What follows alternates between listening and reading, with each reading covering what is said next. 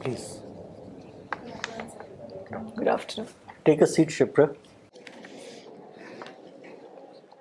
Shipra, for the benefit of the panel, can you give a brief introduction, please? Yes, sir. So my name is Shipra Choudhary.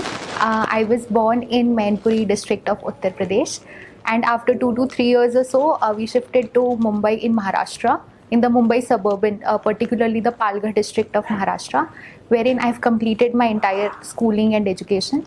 I graduated in 2019 in the subjects of zoology and environmental sciences from Mumbai University. And since then, I've been preparing for civil services only. I do not, as such, have some work experience. This is my third attempt in UPSC and my first interview. Reasons. What is our fear, or should I say, of China and China's activities around India and around in the BIMSTEC region? And what are the measures that have been taken to counter all this? Ma'am, yes, ma'am. The challenges that China poses are many. One is that it has global ambitions, it has territorial ambitions, in which it is trying to incurse or invade into India and take away the territorial spaces of India. That is one. Second is that it is also constructing its projects through the Indian territory, which affects its sovereignty. Like we have the sea. Ma'am, it is with Pakistan, it is trying to build upon the China-Pakistan economic corridor in the Pakistan-occupied Kashmir region. So that is second, ma'am. Third is that there are also surveillance issues that Chinese apps or Chinese technology poses. Like we had the TikTok ban, and there was also 5G technology. But what about I'm talking about the geographical aspect. How is it impacting? How is China's activities impacting India, India's security and general security, maritime security? Ma'am, I think it does impact in the way that in the Indo-Pacific region or in the Indian Ocean region, because it is carrying out its projects in Sri Lanka. There are many port projects, revival projects like the Hambantota port, which has been taken away from India and then given to China. So in that respect, there are a lot of projects given away to China and also in the African countries, although I'm not able to recollect the project as of now in the African part.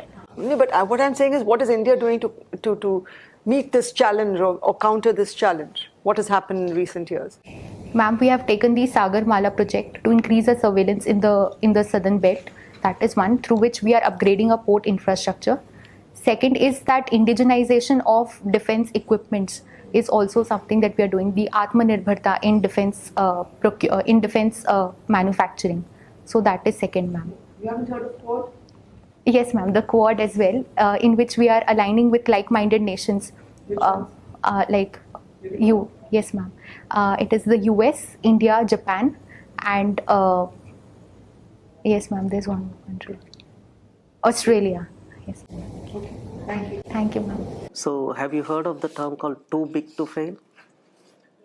So, do you think that recently what is happening in case of Adani, can you categorize in that regard? So, I think that merging of PSBs, public sector banks, is taking place, which gives rise to this speculation that we might create certain banks which are too big to fail.